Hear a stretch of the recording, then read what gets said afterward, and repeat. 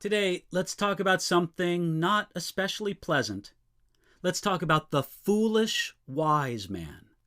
I'm going to read to you from 1 Kings chapter 11, verse 3, where we read, "And he had 700 wives, princesses, and 300 concubines, and his wives turned away his heart."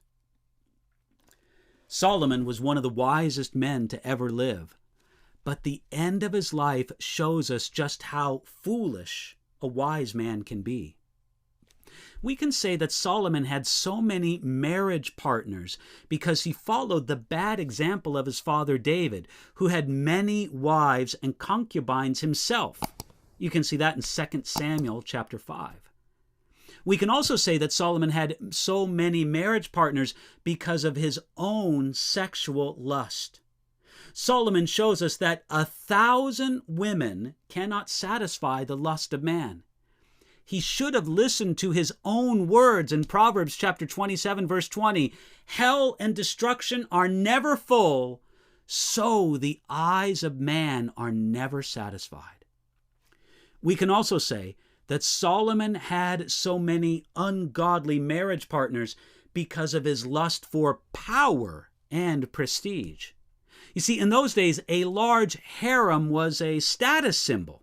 It said to the world, "Look how many wives and children I can support. Look how many women I have authority over." But it was a disaster for Solomon.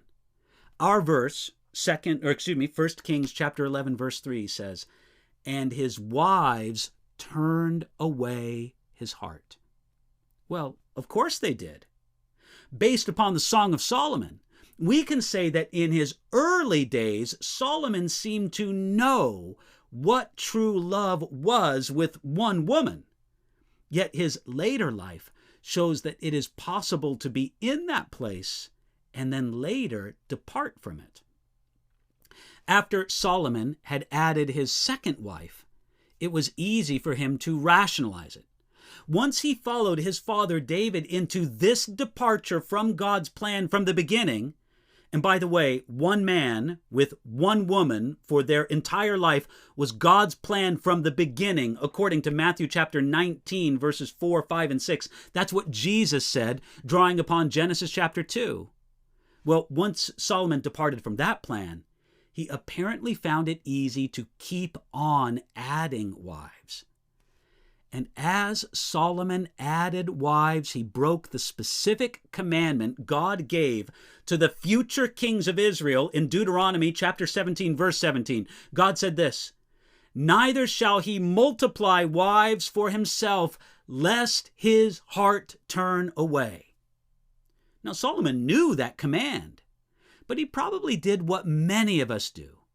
He somehow thought that he would be the exception, that he would escape the consequences of his sin despite seeing how it affected others.